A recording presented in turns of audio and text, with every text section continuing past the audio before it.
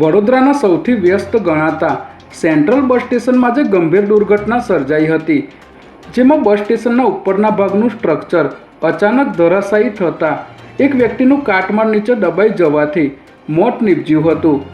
114 કરોડના ખર્ચે બનેલા વડોદરા સેન્ટ્રલ બસ સ્ટેશનના ઉપરના હિસ્સાનું બાંધકામ અચાનક તૂટી પડતા ત્યાં હાજર લોકોમાં નાસભાગ મચી ગઈ હતી। ત્યારે ઘટનાની ગંભીરતા જોતા તાત્કાલિક ફાયર બ્રિગેડની ટીમ અને પોલીસનો કાફલો ઘટના સ્થળે દોડી આવ્યો હતો અને સમગ્ર વિસ્તારને કોર્ડન કરી લીધો હતો। પ્રાથમિક માહિતી મુજબ મૃતક અમદાવાદના ચાંદખેડાનો રહેવાસી હોવાનું સામે આવ્યું છે।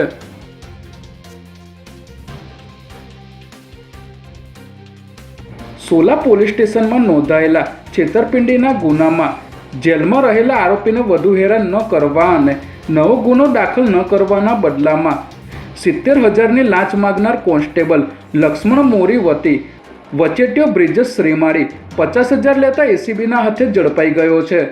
સોલા પોલીસ સ્ટેશનમાં નોંધાયેલા છેતરપિંડીના એક ગુનાની તપાસ કરી રહેલા કોન્સ્ટેબલ લક્ષ્મણ મોરીએ આરોપીના ભાઈ પાસેથી લાંચની માગણી કરી હતી, જેથી ફરિયાદીએ એસીબીનો સંપર્ક કરી ફરિયાદ આપતા એસીબીની ટીમે કોન્સ્ટેબલ વતી પૈસા લેવા આવેલા બ્રિજેશ શ્રીમાળીને લાંચની રકમ સ્વીકારતા રંગે હાથ ઝડપી લીધો હતો।